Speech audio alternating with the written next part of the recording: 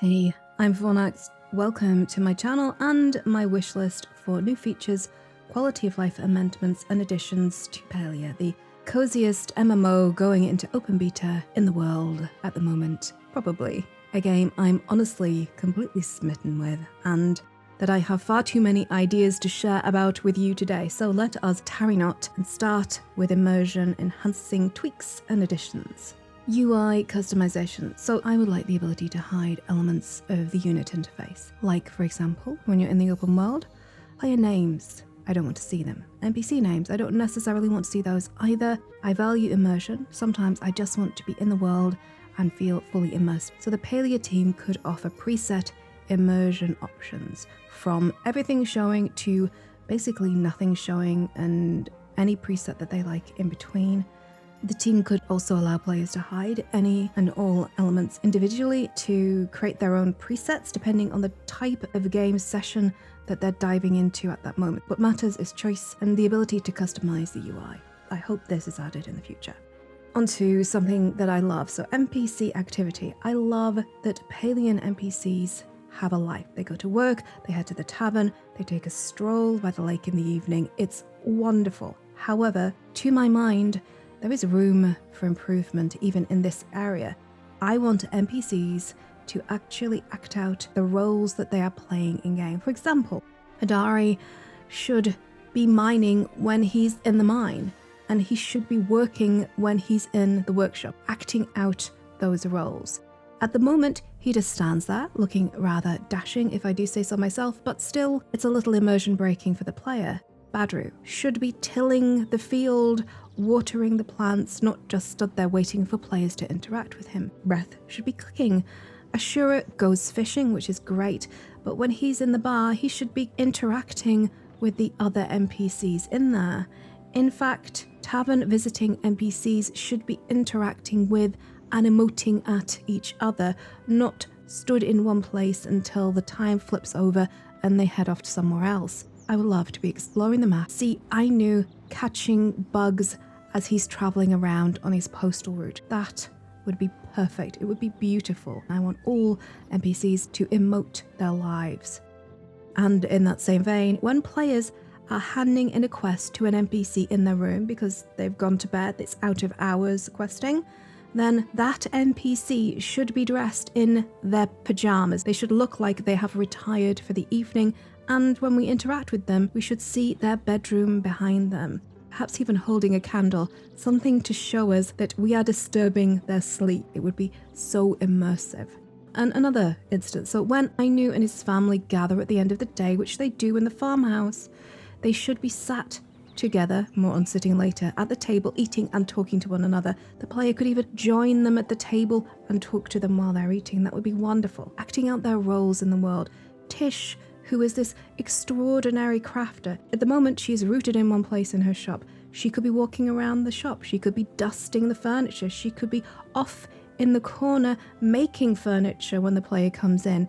It's just about playing those roles. I adore the immersion in this game. I love the dedication to that from the team, and I want to see it fully realized.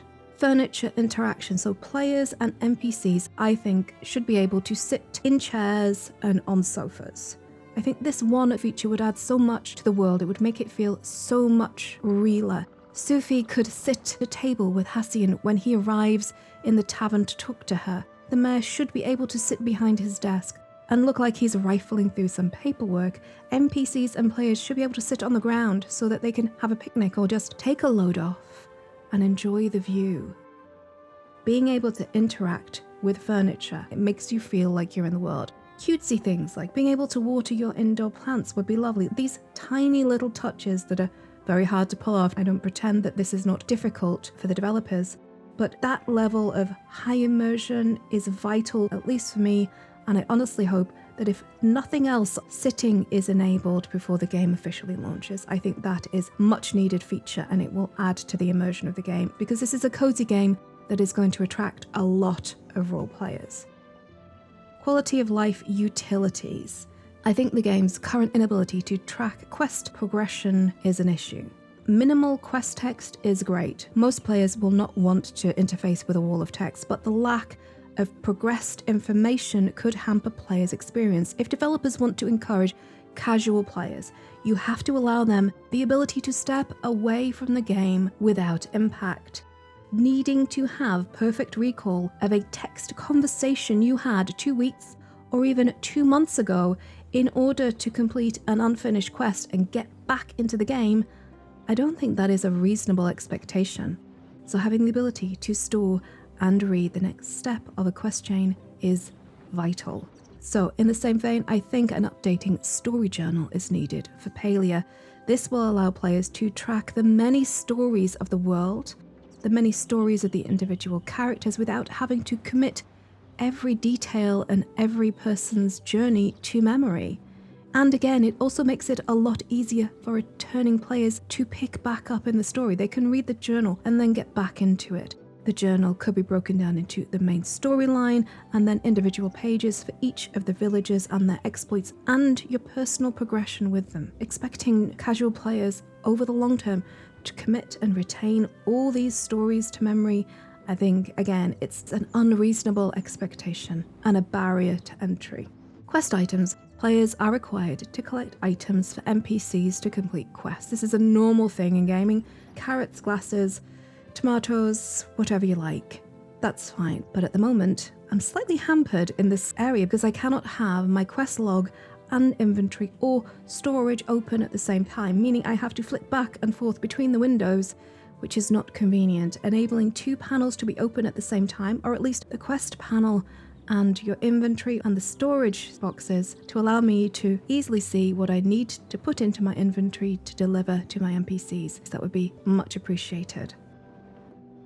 New and expanded professions. So this is kind of a wish list, daddy I want a pony moment, so take this with a pinch of salt. These are just things that I think would be fun or interesting or develop the stories of the NPC characters that we interact with. So I would like the new farming profession of beekeeping to be introduced to the game. So this would involve the collection of bees, the crafting of a hive, and the placing of that hive in the home instance, and the harvesting of honey and wax and royal jelly. The suggested trainer or guild master of the beekeepers would be Floiza. She has a great love for insects and her vibe would only be enhanced with a beekeeping outfit. That would be peak Floiza, if you ask me. But how are we going to use these collected resources? So beekeeping with the honey and the royal jelly could feed into cooking. It could also feed into furniture making because of the wax, honeys and waxes and royal jellies for alchemy, and also players who have a beehive in their home instance could see a boost to farming, so their crops could produce more because bees are fantastic pollinators. Just an idea. On to the next farming profession that I would like to see introduced. So we can at the moment grow food crops, but I would love to be able to grow flowers as a decorative garden or as a crop, growing roses and tulips and orchids and crocuses. Crocuses and the saffron they produce would feed into cooking. You can eat many flowers as well, and it would also feed into the 2 new professions, which is floristry and alchemy, as well as perhaps a player dye crafting system and feeding into gift giving to NPCs and other players. But who would be the trainer and guild master of the flower growers? Well, I want it to be Kenley. So growing flowers could have been Kenley's passion and escape as a child, and for all his bumbling persona, this could be his secret passion in which he has a great deal of skill, and once you have reached an appropriate level of friendship, a willingness to share with the player. Now onto the new profession, starting with floristry, which would be the making of wreaths, garlands and bouquets, and I suppose decorative headwear as well. The floristry profession would be fed into by growing flowers. The suggested trainer is Ishi. Now, her aristocratic upbringing fits very well with the disciplined art of flower arranging, especially with the Asian theme in-game. Flower arranging is an art form in Japan and Korea. Onto headcanon, so Ishi's love and skill in this art could have been the driving passion behind her marriage to Kenley. He won her heart by demonstrating his love and care and dedication to his flowers. and Ken Lee was spellbound by Ishii's artistry in floral arrangements. Personally, I would love a questline exploring the rekindling of their love. They seem to be fairly annoyed with one another at the moment. And that storyline could even be the catalyst for the introduction of these two married professions, flower growing and floristry, tied in a bow with love to unlock them for the community. I kind of like that. Okay, so what are you going to do with all the wreaths and garlands and bouquets? Well, obviously they can be used for decoration, they could be used for clothing and headgear and corsages and gift giving and part of quests. On to the next suggested profession, which I think the devs already planned to bring into the game. There's a lot of assets that give this hint, so alchemy. Potions, dyes and perfume making and makeup making as well. The suggested trainer or guildmaster for alchemy would be Tamala, who already is a master potion maker and her home is just absolutely glorious. So what are the feeder professions? Who is going to supply resources for alchemy? Well, we could have pigments from flowers, trees and plants, wax from beekeepers, minerals from mining, powdered pigments from bug catching, oils from fishing, and alchemy products could be used in all sorts of crafting and gifting, and it could even allow players to customize and have additional makeup and face paint options for their characters. The more character customization, the better, in my opinion. On to the last profession, expansion, because we already have glassmaking, but what I would like to see is that expanded, allowing players to create things like stained glass windows, decorative glass ornaments, and practical glass items. There's going to be a lot of creativity with this, so bear with me. So the suggested trainer is Najuma. She loves to invent and create, and this skill could link her to her father, the bridge which could rekindle and rebuild and just grow a better relationship between the two, because it would utilize the mining resources that he is primarily responsible for as the guildmaster of mining.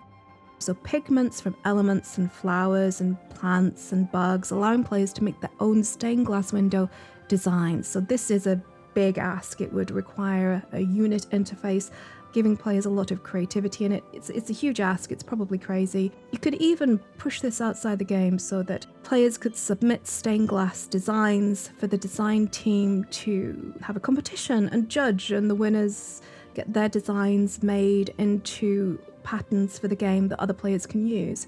Custom designs and custom patterns being purchasable and upgradable in respect of the housing improvements and iteration system that's already in the game.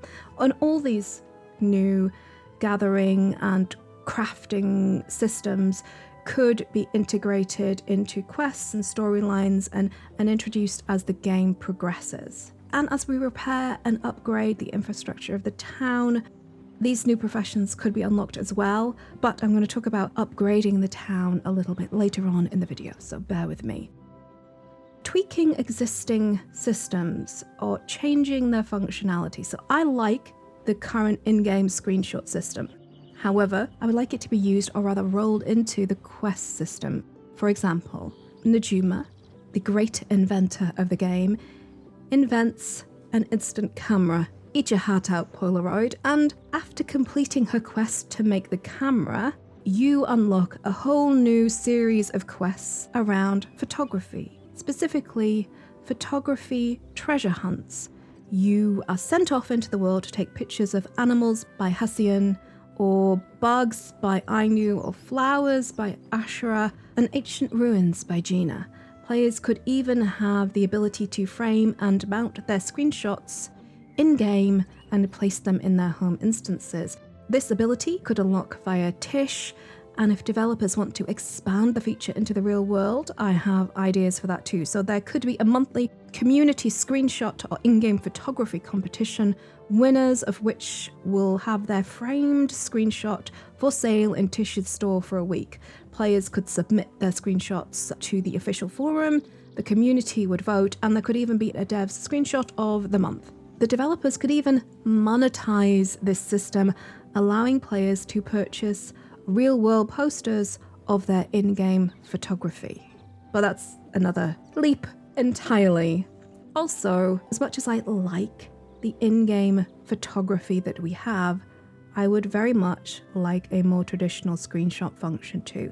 The current system pushes the user into first person, which is not always desirable, and I would just like the ability to press a button and take a screenshot that's saved to a file on my PC.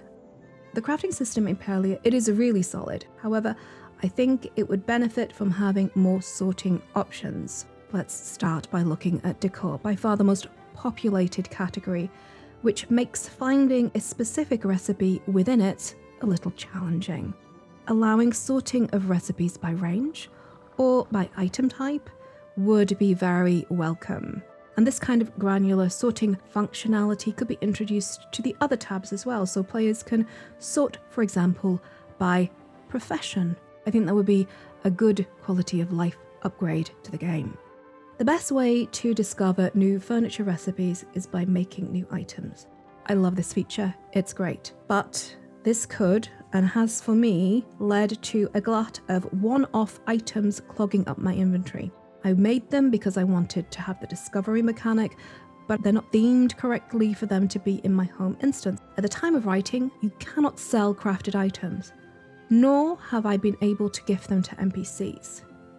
I also cannot recycle unwanted crafted items or unwanted found items, like the numerous pirate chests that I have accumulated in my travels. And at the moment, all I can do if I want to clear out my storage is bin them, which feels very wasteful to me. So ideally, I would like to be able to either sell, or recycle, or gift unwanted crafted items and unwanted found items. One of these would be great. All of them would be ideal because binning things really does feel like it goes against the ethos and spirit of the game. Onto material storage. I am a big fan of the storage system they have in Palia. I love it. However, I think it would benefit from the addition of a typed search function. That is all. I would love for the crafted pantries in-game to work as an actual pantry in my kitchen, allowing players, me specifically, to interact with the pantry and see all my food. This would be purely for roleplay enhancement. There is no additional functionality necessarily. It's silly, but it would be nice because immersion, roleplay, Daddy I Want a Pony. At the time of writing, there is no way for players to make note of resource and or item locations in-game. I would like to see the introduction of a pinned note facility, allowing players to mark with text information locations of interest and or value. And you could have the ability to share your notes with others. Onto the cash shop. So I am happy and willing and will support Palia via its cosmetic cash shop. However, players should be able to purchase items in Palia without having to deal with a token system which limits them to buying either too many or too few tokens. Allowing players to set a custom number of purchasable tokens gives them control over their spending. Ideally, all cash shops, not just in Palia, but all free-to-play cash shop supporting entities should use real-world monetary values, giving maximum transparency to customers. However, when using substituted currencies, care should be taken. The current system does not have a community-friendly ethos, at least to my mind. I hope the team takes this point to heart and adds at least the option to buy a customer set typed amount of tokens, and they do so very soon. That would be hugely appreciated and generate a lot of goodwill in the community. Palia needs more explorable maps. At the time of writing, there are only 2 to explore, or at least only 2 that I've managed to unlock. So, what type of maps do we need? Well, there needs to be more wilderness maps, showcasing Palia's many environments. So a desert map, jungle map, swamps, mountainous regions, diversity, exploration are key. I would also like to see a human city, or the ruins of that human city after all these years. Lots of vertical exploration, lots of hidden tunnels, lots of puzzles for getting around these old ancient human ruins. That would be amazing. I adore the Grimalkin, and I want to explore a zone dedicated to these wonderful space cats, showcasing their technology, their culture. I want to get to know them, and I think players being free to explore a Grimalkin-themed environment, whatever that may be, with all that beautiful environmental storytelling which Palia excels at, would be fantastic. And last but not least, and certainly not exhaustively, I want to be able to explore a Majurian city. I think that this will be vital to storytelling. During our conversations with Kilima villagers, there are numerous references to towns and villages and where people have moved from and where people are wanting to go to for different events, and I think it's important for the player to feel in the world to be able to explore these places. So please let us see a Majurian city inhabited, bustling. That would be absolutely amazing. Incredibly difficult for the development team, let us make no mistake, but completely amazing. And now we're on to the final section, which is new features. So we've had new professions, a new gathering. Now we're into interesting features to be added to the game. I have no inside track. I am part of the Palia partner program, but I know what you know. These are just what I would like as a player of Palia. So let's start with something small. So the new story journal feature mentioned earlier, which I would like, could be one of those background features that you took to an NPC, your story journal updates. However, this function could be emoted in game somehow. So when your story journal is about to update, you just talk to a villager, you take a moment, your character takes a moment, brings out a journal, emotes that they're writing something down, puts their journal away.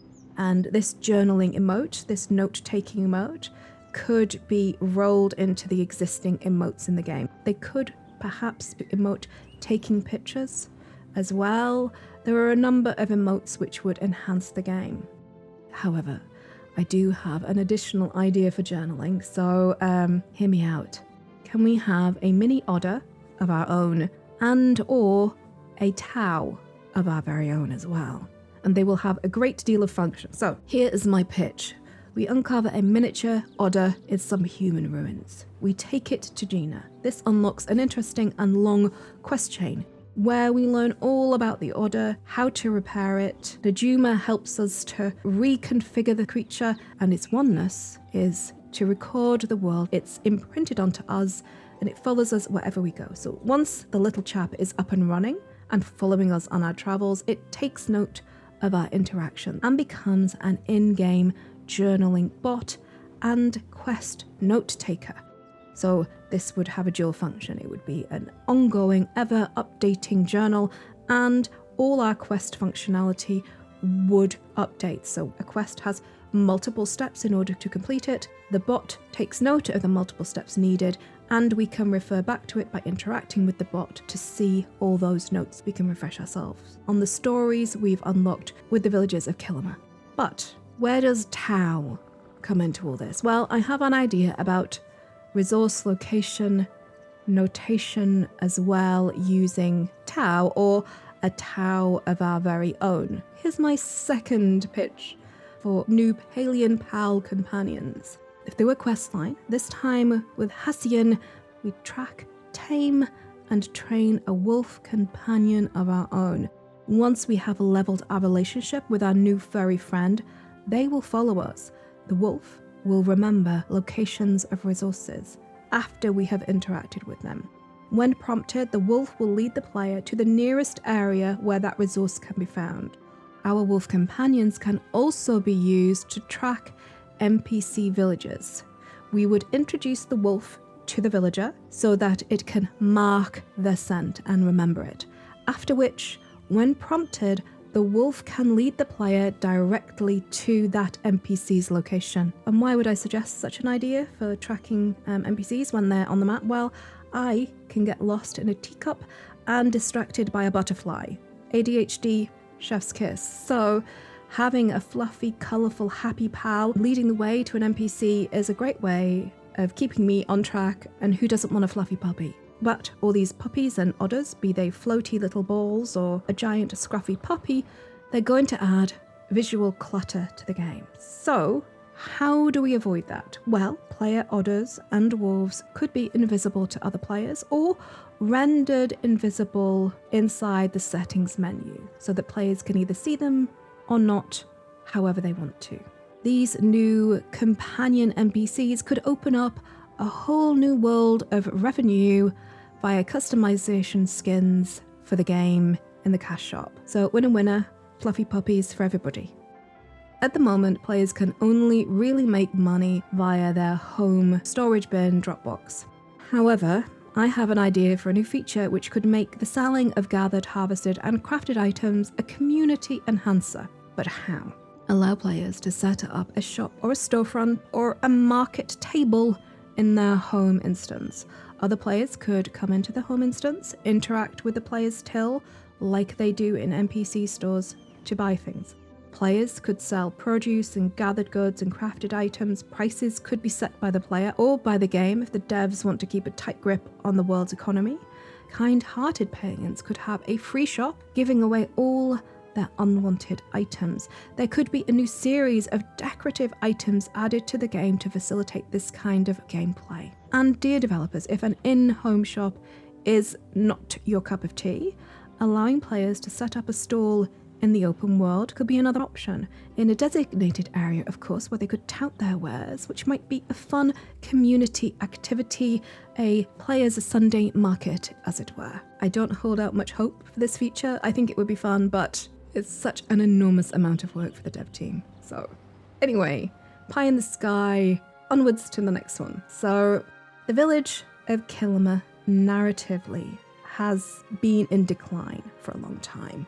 And I want our character to be a force for good and to help rebuild and revitalize and improve the village. How, you may ask? Well, there's a dock and a lighthouse out in the open world just screaming for some TLC, and there are a number of bridges in the village that are in dire need of repair.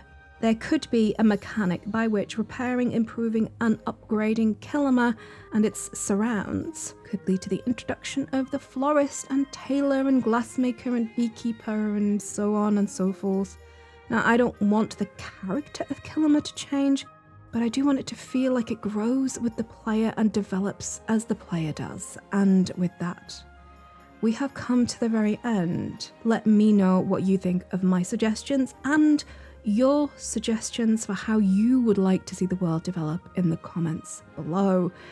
If you like this video, like it. If you think other people might find it valuable, share it. And if you would like to see more content like this in the future, please subscribe to my channel. And I want to give, as always, a massive thank you to my fantastic supporters over on Patreon and Subscribestar who keep this channel up, running, and keep me relatively sane as I'm ever going to be. If you would like to support the channel directly, there are links below. But we have come to the very end, so until we meet again, please stay safe, stay awesome, and thank you so much for watching. Bye bye!